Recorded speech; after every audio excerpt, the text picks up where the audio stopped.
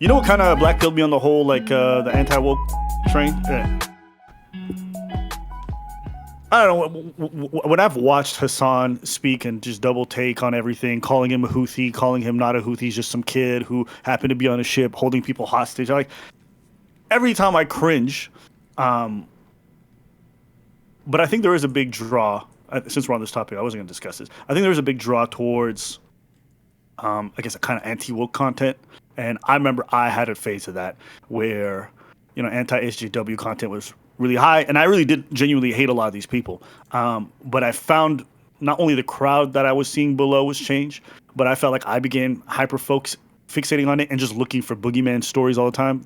They weren't boogeyman stories to me at the time, but they were being, you might know what I'm talking about, but when you hear these guys talk about wokeness all the time, I feel like it's a boogeyman 50% of the time they're talking about it. Like it's not a real issue, it's not a real story, but because they're constantly railing about wokeness. And I thought Asmongold was going down that road that I found myself going down a while back. Yeah, that's pretty, that does happen sometimes where people fixate on like the trans shit and they're like obsessing over it. And it's like, how many people does this actually affect?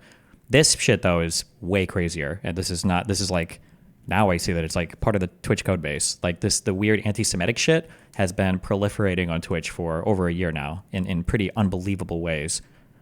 And nobody seems to give a about it. Which I guess has it really been, has the anti-Semitic stuff really been that big on Twitch for that long? Yes. I feel like before Israel-Palestine? That's why I said for about a year. I think. Okay. It's gotten extremely crazy. You know what kind of blackpilled me on the whole, like the anti-woke train? And I think this is what drives a lot of comedians and a lot of like public personalities towards what I feel like is like right identitarianism.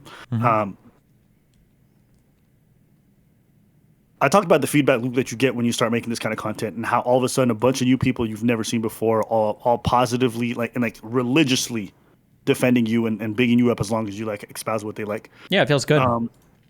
It does. But I realized this that really kind of threw me off at one point. I realized that, as somebody who identifies as liberal, you're oftentimes asked to denounce and to talk about, the crazy lefties and the small minority of people who are doing all this insane shit. But I think I've literally never heard right-wingers be told to publicly talk about the right-wing extremism or to make a concerted effort to fight against it or rail against it. Like, I know plenty lefty personalities who will talk about extreme left. I know zero right-wing personalities who talk about the extreme right. This is why when I was on... Is my perception wrong on that? No, you're 100% correct. This is why when I was on Piers and he was screaming at me like, do you denounce this, blah, blah, blah. And I was like, unless Dave Rubin is going to admit to whatever, I'm not saying shit. Because you're absolutely right. Because there is never a single thing that people on the right will ever take accountability for, ever. Every single bad thing they've done is actually Antifa, or they actually had full justification of doing it. That's why you should never, ever admit any wrongdoing around any of the right ever in the United States of America, because they don't deserve it. They're not worth it. They're not even participating in the same democracy that we are. They're living on another fucking planet. You will never see a right-winger take accountability or responsibility for anything. Accountability is kryptonite to somebody who votes for Trump. It's not even close to what they expect the left to do. Yeah. I guess it's a bit disconcerting to me because I found myself talking about these topics in the extreme left a lot. And there's multiple reasons why. Partially because a lot of what they were doing is very ridiculous. But also another reason is because I'm around these people a lot, especially as an arts person. Like I just see them often, so I'll interact with their craziness a lot more. So I felt hyperfixated on that for multiple reasons. But then I look at the other side, and like they'll literally sit with a white supremacist, or they'll talk on a full-blown racist person who does not want minorities here at all. We should never hold office. They'll shake hands. They will buddy up, and I'm like, what the fuck is happening? How am I feeding into these people's agenda when they can't have the simple courtesy to look at the person who wants to like phase me off the face of the earth and say, hey, your views are wrong. And if I ask them to do that, they're like, oh, I don't want to. I mean, like, imagine an insane double standard. I mean, on the right, look at their obsession over like the Epstein fly list. Could you imagine on the left if we had an Andrew Tate who admitted to creeping and trying to 15-year-olds with his brother? Yeah. Yeah, and you understand that Andrew Tate is not somebody that they disavow. It's not somebody that they're even like lukewarm about. Andrew Tate is somebody that almost all of these people defend. Like, that's insane. Like, oh, the guy that was trying to the 15-year-olds, the guy that was probably a 15-year-old is like bottom bitch, the guy that like was bragging about young girls all the time. Like, that's the guy. Like, yeah, but the right has no accountability, no responsibility for literally anything. They can do anything they want, and they never have to be accountable or apologize for or disavow anything on their side. Yeah. My retort is just this now. It's like, okay, well, then point me to one single creator who spends a lot of their time talking about extreme right-wing views. And you won't find a single one. Nope. I can point to you a bunch of lefty creators or lefty, personalities who spend all day long whining about the extreme left, or justifiably criticizing it. Fine, I can name off the top of my head. I could probably name a bunch of anti-woke lefties who spend a lot of time doing that. Yeah. Can anybody name me one right? I challenged somebody for this one time. I couldn't find a single one. I challenged somebody to this one time. Give me an example of conservatives or Republicans fighting against their own ever, and or fighting against, like, trying to limit their extremists or whatever. And the only example they could give me is when the Republicans lost the House leadership, and it was because some Republicans were trying to go after the other Republicans for making deals with Democrats, and they ended up up their House majority leadership position for a little bit. That was the only example they could ever give. There's never ever a case where a conservative or a Republican is disavowing people that are like further to the right of it. They just don't do it. It's insane. Yeah, it's insane. Yeah. No, and that's just my rebuttal. I'm like, until anyone tells me otherwise, I'm literally never going to make any efforts to cater for these people because and you shouldn't. They wouldn't think twice about aligning themselves with somebody who doesn't want me around. Yeah. So I just can't. It's just, to me, so I'll probably talk to Schultz when I see him about this, but just seeing, self-proclaimed liberals buddying up with Trump all the time and then really just playing into this kind of PR spin. I've seen a bunch of other, comedians do this thing where they interview him. I saw, what's his name? What's the guy with the rat guy? The rat guy. You know what I'm talking about? Theo Vaughn. Theo Vaughn. Okay. He also interviewed Trump. There's quite a few of them. Oh, and they're all just like dick suck buddy buddy. Yeah. They're all sucking off Trump, and I think this was one of the craziest moments for me. Yeah. Because I like Andrew, and I'll tell him this when I see him. But to me, it's just crazy that these guys will make the most flagrant jokes on the face of the planet. Right? They will say whatever the they want, and then they get in front of Trump. Right, and then they got nothing. Right, so if it's a trans person, if it's a minority, they'll get flagrant. They'll make the most spicy takes. Yeah. Then they get in front of the powerful, and all of a sudden, they don't want to say nothing. It's no longer flagrant. Everything's fucking PC. Everything is like, we're gonna play by the rules. And I'm just like, really? That's why it's so cringe when these like comedian guys will get up on stage, and even like I've even seen Louis C.K. and Chappelle do it a little bit. I don't know if those two do it as much anymore. Where it's like, right, I know you can't make this joke. Trans people, and it's like, bro, like everybody here is gonna laugh at this. Like nobody gives. Come on, you're not offending anybody in the audience, right? Yeah, but all these people, all these guys that have so much heat, so much comedy, so many jokes for like Biden and all these other people, never have shit to say about Trump, and that's a guy who is ripe, okay, for comedy. There's a lot to make fun of there. Yeah, but nobody touches it, and it's obvious why. Yeah, it's so cowardly, but whatever. To me, it's just from the comedy community specifically, and from a lot of creators, I just think it's incredibly disappointing because they always fight for it, right? They fight for the right to be able to say whatever they want, to make the jokes about whoever they want, and when it's about the people who are generally the most powerless, right? They have no problems making that joke. I'm okay with that. That's fine, right? Because you told me you're gonna punch in any direction, which I'm cool with. But then the moment this dude shows up, it's like, I'm going to keep quiet. Then I was like, what was the point of this freedom that you wanted so bad if you're not going to use it against the people who probably deserve it the most? Yeah. To me, that's the part I don't understand. And I feel like, I don't know, my experience is that a lot of lefties right now are getting caught up in this whole right-wing wave where they are perfectly fine with talking shit about everything on the left. But as soon as like anything on the right comes in, all of a sudden they start to tighten up. They don't want to anger. I'm just like, I don't know. I haven't really had the time to sit down and think about it, but I think my disappointment with the comedy community specifically has like grown exponentially the more I watch these people do interviews with this guy. Yeah, and the issue too is that like, well, I hope I'm not naive when I say this, but I don't feel like the comedy guys themselves are ultra far right. But man, do they engender an audience that is crazy far right. When I went on, Ryan Long and I always forget the other guy's name, and it's so rude and disrespectful. You know what I'm talking about? Ryan and his co-host. Ryan Long and. Yeah, I know who you're talking about. Oh my God, I worked with him too. Danny Polishchuk. Yeah. The last time I went on that show, oh my God, I got fucking brutalized in the comments. It was insane how much they hated me. And it's true of the entire manosphere too. And these are people, by the way, that I have like good relationships with. Like we go out to eat, we're like fun, we chat, like we have a good time on the show. It's not like super combative. I have a good relationship with both of those dudes. I've got a good relationship with a lot of like, I don't want to say manosphere-ish people, but do you know who like Chris Williams is or Alex O'Connor? Yeah, I know. Yeah, like I I've know got like good Chris relations with either. Every time I go on either of their shows, it's the same thing. This is a delusional cuckold, fucking crazy, blah blah. Or Tom, Bill Yu or whatever from Impact. There, like it's all the Wait, same. Alex O'Connor's not Red Pill. Isn't that dude like the atheist? He is, but I feel like he's starting to have crossover with like the Chris Williams sphere of stuff. Okay. Yeah. I always thought this guy would just do like really intense debates about like religion and the purpose of life and stuff like that. I never knew he would ever cross over because Chris Williams does the dating stuff. He does Yeah. like the relationship things. I've never seen the O'Connor guy do that. Yeah, both of them are kind of like moving into this more like general life sphere thing where they don't. Yeah, like Chris Williamson is like a general kind of like life advice and is moving into like these more generalized spheres. Like I wouldn't say Chris Williams is manosphere anymore, and I think Alex O'Connor is moving in like a similar-ish direction. Yeah. Yeah.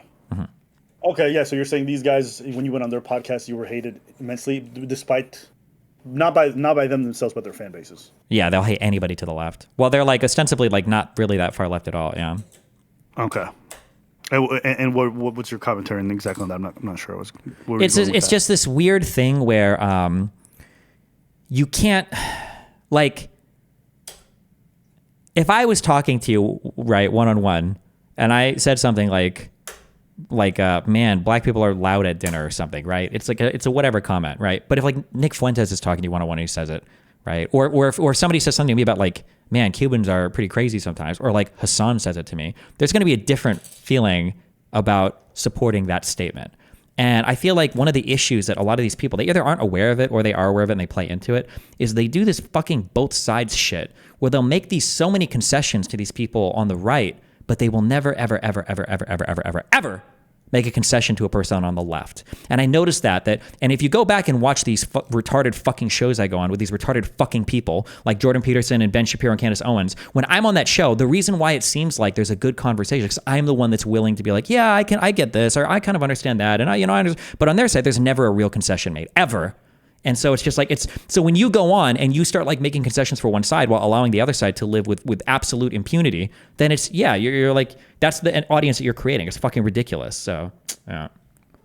I don't think it's just you. When I've seen you do that with the individuals in question, I think it's just most lefties. I think they get on these places and platforms and they really do.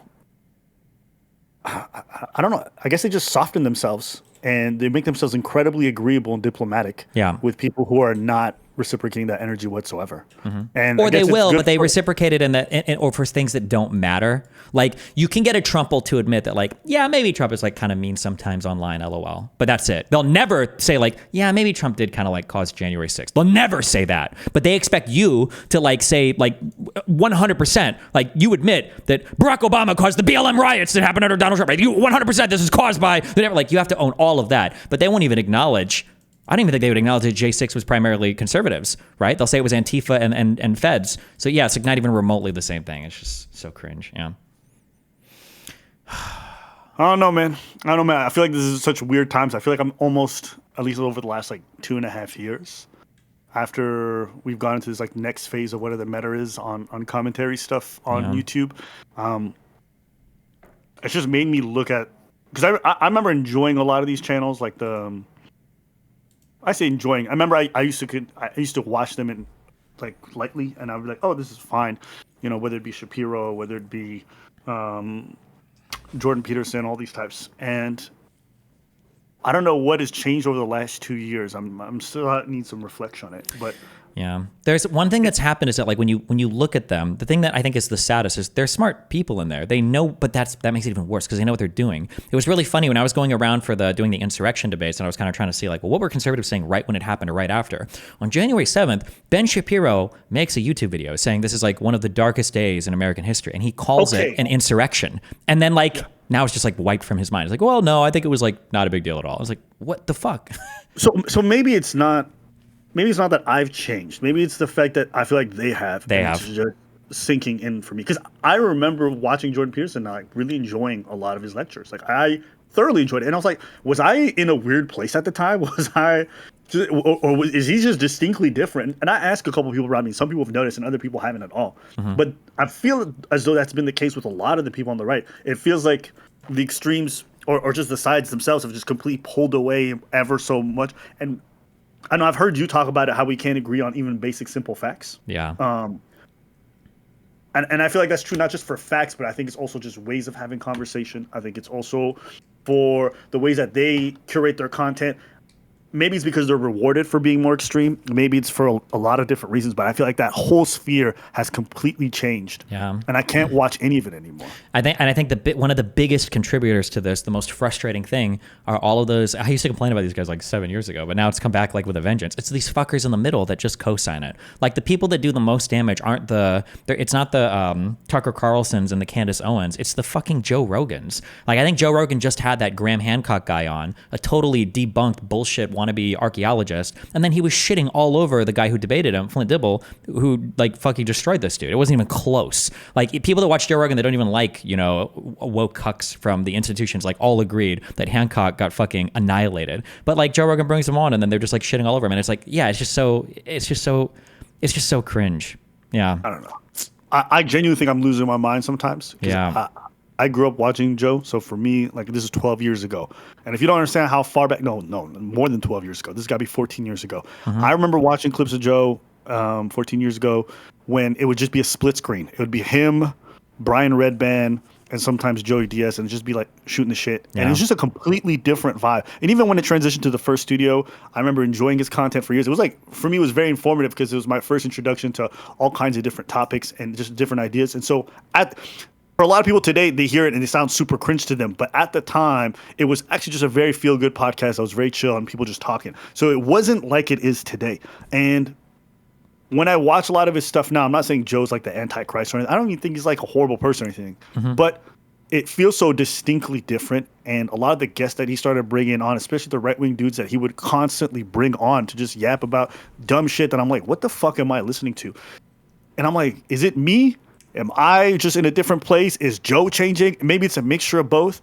But you see Joe having such a negative influence. I've just seen that community completely change. The audience that watches Joe now versus what used to watch him before feels like it's night and day. And even the things that Joe talks about feel completely different. Listen, I don't make reviews about it. I don't speak about it negatively. But my relationship with the internet and like a lot of the content I used to watch it feels dead. And I don't know. There's like I guess a bit of to say mourning is a bit cheesy, but because it's content I grew up watching, just to see where it's at now, it just feels a bit sad. I'm not gonna lie. Yeah. I mean, like, I thought one of the perfect like encapsulations of the mind rot that's happening now. Did you see Matt Walsh talking to Joe Rogan?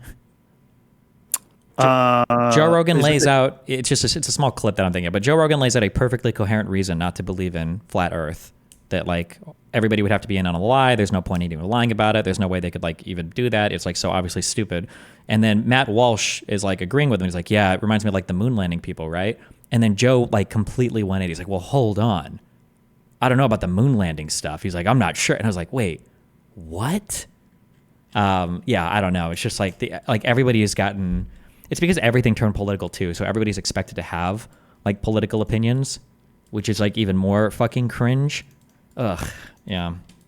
I mean, I don't even think that's that bizarre. I think people use logic that's very sound in a lot of situations when it's convenient for them or when they have no emotional attachment to whatever it is that they're defending or fighting against. But, you know, if people get attached enough to an idea and they really want to believe in it, they will discard the logic they used 5 seconds ago. And I've just seen it in person. So what you're describing is sensible. I've seen Joe talking about the moon landing for 12 years. So I've seen the whole shit evolve over time. And he's emotionally invested. He has been. He has been from the start because he always argues with the other guy. So I don't know. I don't think that kind of change of opinion is that bizarre. I think it's pretty normal for people to do stuff like that. Yes, as if you were watching, you can criticize, you can say whatever. But I don't think that's that weird for people to do that. Do you? For this particular example, yes. It was crazy. Why?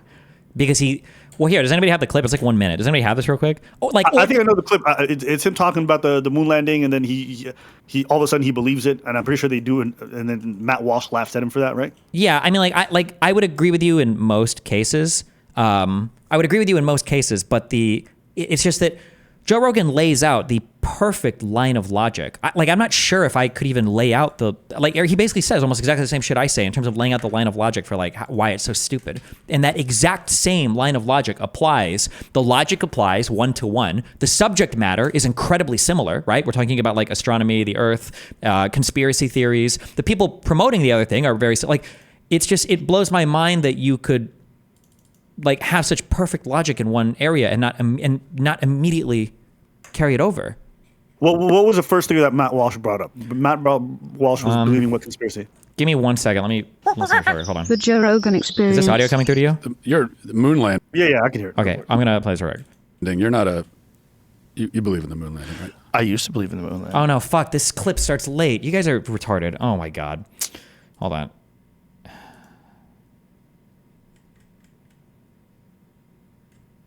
Oh, the flat Earth thing? Yeah, but I need somebody to. Oh wait, hold on. I gotta know. Wait, I got it. Got it? All right, go for it. I get it if. This is just so crazy. I get it if you're just completely stupid and you got sucked into this cult thing, but what I don't get is how can you be on the fence about the shape of the Earth? Well, it's just people that really are not educated. That's number one. And people that believe that there's a collusion that's so large that all of the space agencies from Japan, from China, from Russia, all of them are liars. That all of them are colluding together to hide the true shape of the Earth. Because if we really knew the Earth is flat, then it always is connected to some sort of a Bible thing, like it's the firmament, and they believe that we're hiding the fact that God is real, and somehow there's some mass conspiracy that all these world governments and every person that ever was involved in the space agencies, they've all hid from us. Yeah, and the moon landing. You're not a. You believe in the moon landing, right? I used to believe in the moon landing. You don't anymore? I had a joke in my act about it. That before COVID, I would have told you vaccines are the most important invention in human history, and after COVID, I'm like, I don't think we went to the moon. Yeah, I know that was in your. But Yeah. you actually think that? I think there is a less than zero possibility that we did not go to the moon. Like, it's that's like 1 to 1. How? Like, ordinarily, I agree with what you're saying 100%, that people will like kind of inconsistently apply logic and shit. But like, this is so clean from one topic to the next.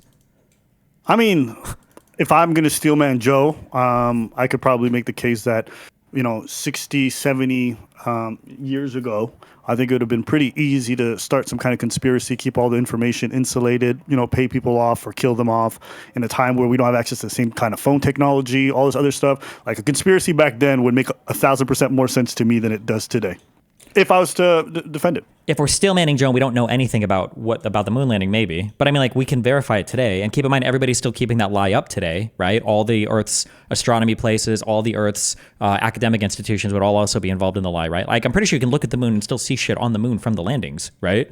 Can you? I don't know. Yeah.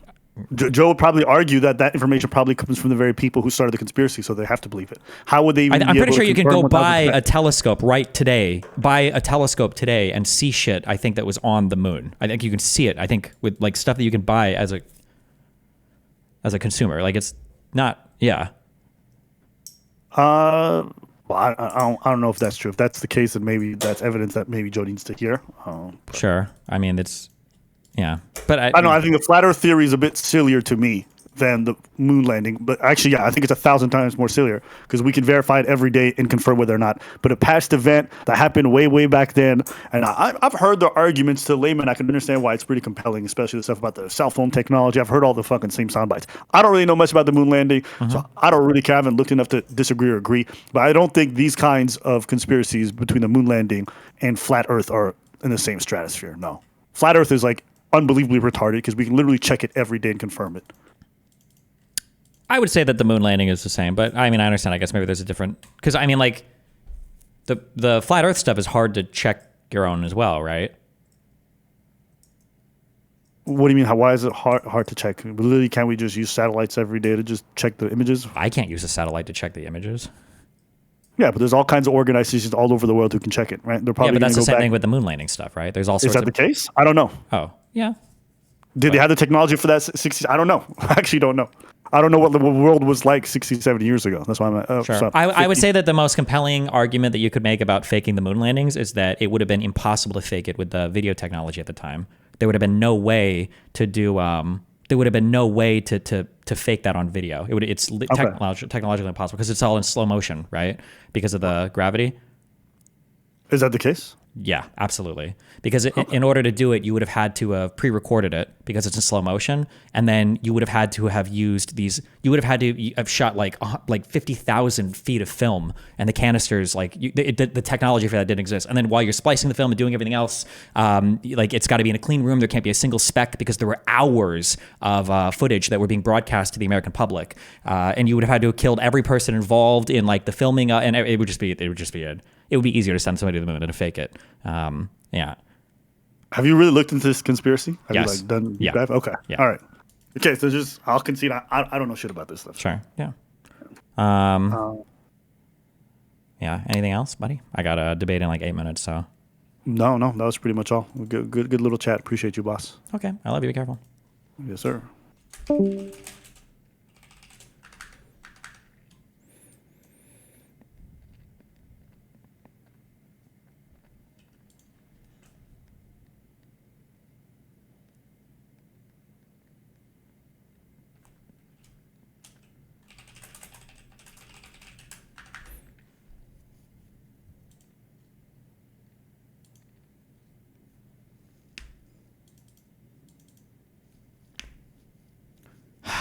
I don't have I